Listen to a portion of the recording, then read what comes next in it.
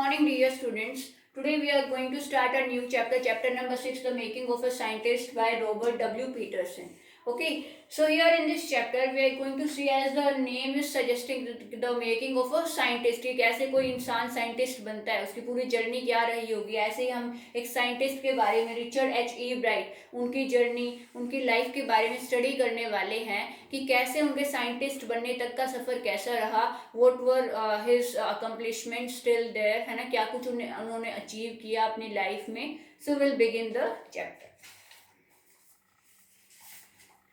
At the age of 22, a former Scout of the Year excited the scientific world with a new theory on how cells work.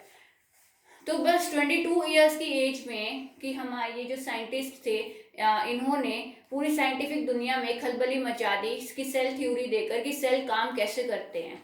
Okay, Richard H. E. Bright and his college roommate explained the theory in an article in the Proceedings of the National Academy of Science. कि ये journal का नाम है national academy of science. इसकी जो proceedings होती हैं जो जर्नल की, उसमें इन्होंने अपना आर्टिकल पब्लिश कराया जिसमें उन्होंने एक्सप्लेन किया था कि सेल्स रियली कैसे वर्क करते हैं. It was the first time this important scientific journal had ever published the work of college students.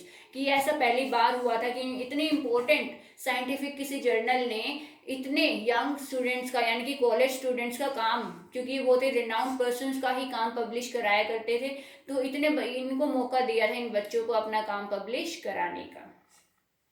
In sports, that would be like making the big leagues at the age of 15 and hitting a home run your first time eight bat. कि जैसे sports में ही लगा लो कि जब गली में बच्चे खेलते हैं 15 साल की उम्र में कोई पहला रन बनाते हैं बल्ले से, तो ऐसा ही ये भी काम था कि इतनी कम उम्र में इन्होंने इतना बड़ा काम करके दिखा दिया था.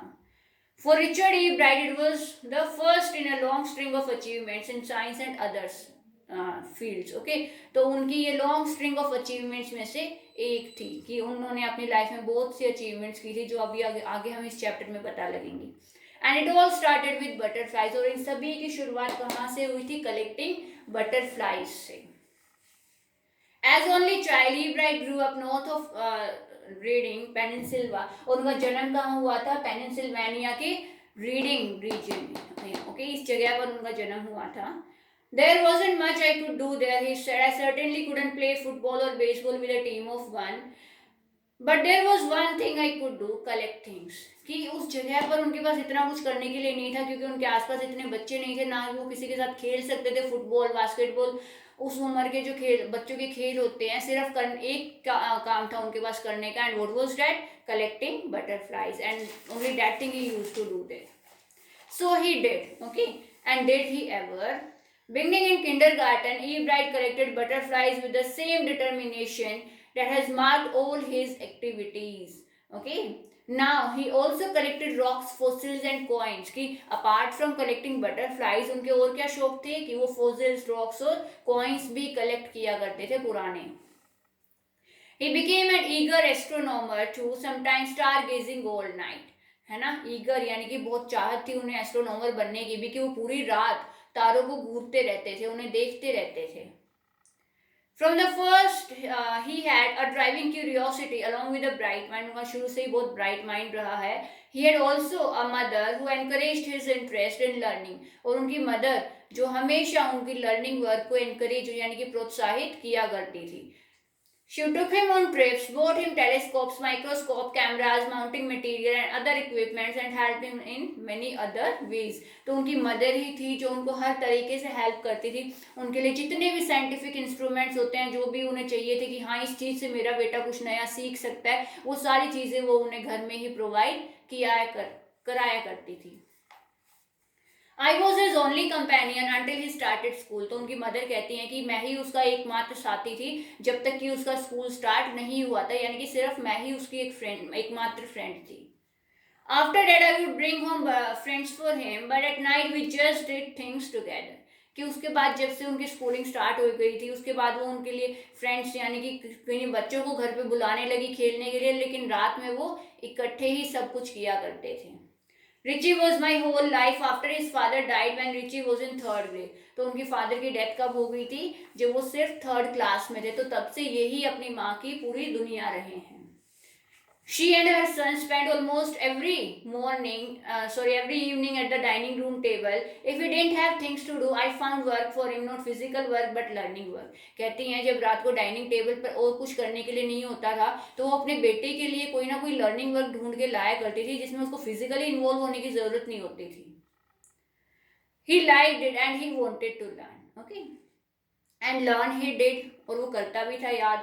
He earned top grades in school. School में बहुत अच्छे मार्क्स उसके बहुत टॉप ग्रेड्स आते थे. On everyday things he was just like every other kid. और बाकी चीज़ों में वो सभी बाकी ऑर्डिनरी जो बच्चे होते हैं उन्हीं के जैसा था. By the time he was in second grade, Ebride had collected all 25 species of butterflies. कि जब तक वो second grade second class में पहुंच चुका था तब तक वो 25 species butterfly की ऑलरेडी कलेक्ट कर चुका था. Then that probably would have been the end of my butterfly collecting, he said, but then my mother bought me a children's book called The Travels of Monarch X. कि अब शायद उनका जो ये butterflies collect करने का शौक है शायद वो खत्म हो जाता कि अगर उनकी मदर ये बुक उनके लिए ना लेके आती. कौन सी? The travels of Monarch X. That book which told how monarch butterflies migrate to Central America. ये वो बुक है जिसने उन्हें बताया कि कैसे जो मोनार्क बटरफ्लाइज है वो सेंट्रल अमेरिका में माइग्रेट करती हैं. Open the world of science to the eager young collector. एक ऐसे पहले ही जो ईगर बच्चा है कुछ ना कुछ सीखने की जिसमें चाहत है उसके लिए साइंस के दरवाजे और खुल गए उसके लिए इस बुक के through. At the end of the book, readers were invited to help study butterfly migrations. Okay अब जैसे ही बुक एंड होती थी लास्ट पेज पर क्या था, रीडर्स को इनवाइट किया हुआ था कि अगर वो आगे और फर्दर बटरफ्लाइज की माइग्रेशन पे स्टडी करना चाहते हैं तो वो और आगे उनको इनविटेशन भेजा हुआ था किसी यूनिवर्सिटी या प्रोफेसर के through. They were asked to take butterflies for research by Dr. Frederick of the University of Toronto, Canada. Okay तो किसके थ्रू इनविटेशन था? वो डॉक्टर फ्रेडरिक इनवाइट कर रहे थे उन्हें यूनिवर्सिटी ऑफ टोरंटो यानी कनाडा में जो बटरफ्लाइज को जिन आप अपनी हेल्प करवाना चाहते थे बटरफ्लाइज को टैग करवाने में. Ebright's mother wrote to Dr. Frederick and soon Ebright was attaching light adhesive tags to the wings of monarch. ठीक है तो वो एग्री हो गया जाने के लिए और वो क्या करने लगा, लाइट अधेसिव यानी कि हल्का चिपकाने वाला जो भी सब्सटेंस है उन पे लगाने लगा उनको टैग करने के लिए. Anyone who found a tagged butterfly was asked to send to Dr. Frederick कि जिसे भी टैग किए हुए बटरफ्लाइज मिलते वो डॉक्टर फ्रेडरिक को उसे भेजे, ऐसा उन्होंने कहा हुआ था. The butterfly collecting season around reading last 6 weeks in late summer. ये रीडिंग पढ़ने वाला रीडिंग वर्ड नहीं है बच्चे, जगह का नाम है पेनिसिल्वेनिया में. कि वहां पर ये सीजन कब तक चलता था? 6 weeks तक in late summer. If you are going to chase them one by one, you won't catch many. कि अगर आप उन्हें एक एक करके पकड़ना चाहोगे बटरफ्लाइज को तो आप इतनी ज्यादा नहीं कैच कर पाओगे. So the next step for Ebride was to raise a flock of butterflies. तो इकट्ठा उन्हें एक झुंड उनका रेस करना ये उनका नेक्स्ट स्टेप था. He would catch a female monarch, take her eggs and raise them in his basement through their life cycle. ठीक है उनकी जो पूरी लाइफ साइकिल होती है उन्होंने क्या सोचा था कि मैं ही एक पूरा उनका झुंड अपने क्यों ना रेस करना स्टार्ट कर दूं, ग्रो करना स्टार्ट कर दूं. तो वो एक फीमेल बटरफ्लाई के एग्स कैच करते थे और उनकी पूरी लाइफ साइकिल अपने वहां पर बेसमेंट में चलाया करते थे. Then he would take the butterflies wings and let them go. फिर उनके विंग्स को टैग करके उन्हें छोड़ दिया करते थे. For several years his basement was home to thousands of monarchs in different stages of development. Okay? कि कई सालों तक उनका घर जो है इन्हीं के लिए मोनार्क्स का घर बनकर रहा है बटरफ्लाइज का. Then in the 7th grade he got a hint of what real science is when he entered a country science fair and lost. अब 7th ग्रेड में उन्हें कुछ ऐसा पता चला कि साइंस एक्चुअली में होती क्या है जब वो एक कंट्री साइंस फेयर में गए और हार गए वहां जाकर. It was really a sad feeling to sit there and not get anything while everybody else had won something. ठीक है कि ये उनके लिए बहुत ही सैड फीलिंग थी, वो दुखी हुए कि जहाँ सबको कुछ ना कुछ मिला लेकिन उनको इतनी देर काम करने के बाद भी कुछ बैठने के बाद भी कुछ भी नहीं मिला. His entry was flights of frog tissues which is showed under a microscope. तो उनकी एंट्री यानी कि उन्होंने क्या ऐसा करके दिखाया था वहाँ पर उस कंट्री साइंस फेयर में कि एक फ्रॉग टिश्यू लिया, उसकी स्लाइड्स बना के उन्होंने दिखाई माइक्रोस्कोप के नीचे। ओके, सॉरी, फ्रॉग टिश्यू लेकर स्लाइड पर उन्होंने माइक्रोस्कोप के थ्रू उनको दिखाया। Then he realized the winner had tried to do real experiments, not simply a neat display. तब उन्होंने क्या रियलाइज किया कि जिनको भी प्राइज मिला है उन सभी ने कोई ना कोई रियल एक्सपेरिमेंट्स करके दिखाए हैं, उसकी तरह कोई नीट डिस्प्ले यानी कि सिर्फ स्लाइड डिस्प्ले नहीं करके दिखाया था।